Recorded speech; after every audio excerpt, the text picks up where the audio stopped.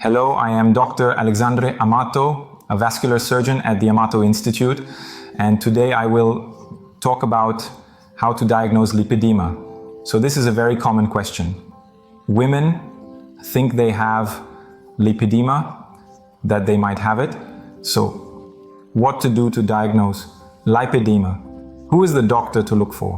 What tools are available? What can we do? First, subscribe to our channel and let's get to answering this question. Well, this first question arises because there's a certain difficulty in finding people who specialize in the subject. So often you visit a doctor, a health professional, you think you have lipedema, and then in the end you might not get the diagnosis and remain in doubt. So what can be done? First, don't be upset with your professional because lipedema wasn't taught in medical schools or health schools in general. It's a topic that, despite being described in 1940, it was neglected for a long time, and the updates are coming to uncover it now. First, don't get upset, continue your investigation. And I am very proud to say that this month, this scientific article was published by our team, which is dedicated to the subject of lipedema, featuring the creation of a questionnaire and screening model for lipedema. The idea of this work, this questionnaire, is to define questions that can help in diagnosing lipedema. Not to define the diagnosis of lipedema, but to identify patients who are at higher risk of having lipedema and who should be investigated more thoroughly for the possibility of lipedema. So, questions were listed, and these questions guide the diagnosis. They are not meant to rule out the diagnosis, nor to definitively confirm it. But yes, with each positive point you accumulate in the questions, the probability of having a lipedema diagnosis increases. So, the questions are, the first and most important one is, do you feel there's something wrong with your legs but you don't know what it is? So this statistically was the most relevant question. It possibly even involves having already seen several doctors, not identifying the problem. You still think there's an issue but can't say exactly what it is. So this is a very relevant question.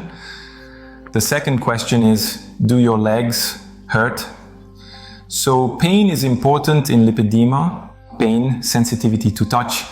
This is very relevant in diagnosing lipedema. The point is, the pain doesn't occur only because of lipedema.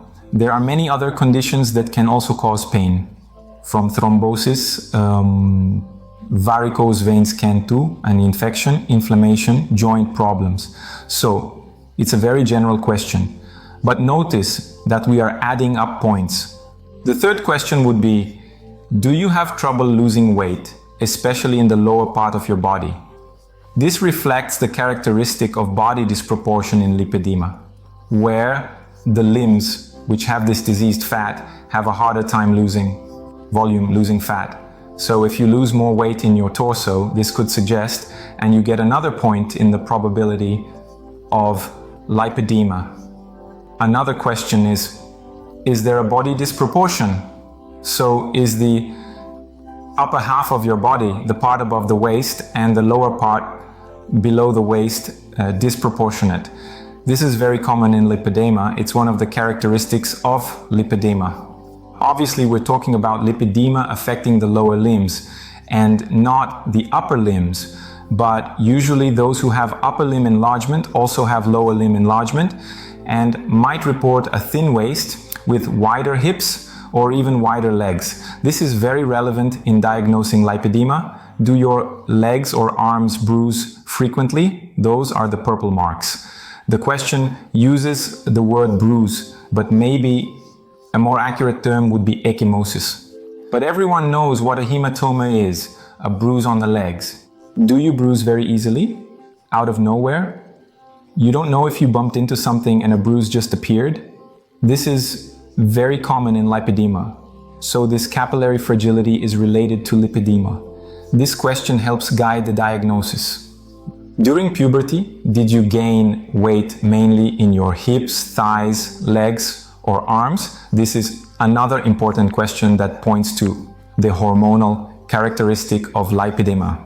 So, lipedema has a very strong hormonal influence. Both puberty, menopause, a pregnancy are critical moments for lipedema when it can appear. So this question reflects exactly that. If you noticed a change after puberty, and this change could then suggest the presence of lipedema. The other two questions refer to breastfeeding and menopause. If there was any change in fat deposition in these areas, in these situations. Statistically, the study showed that these two questions were not statistically relevant, but simply because there was a smaller sample, a smaller number of affected people, and the number was not sufficient to prove. I really believe they are still important questions to help in the diagnosis of lipedema.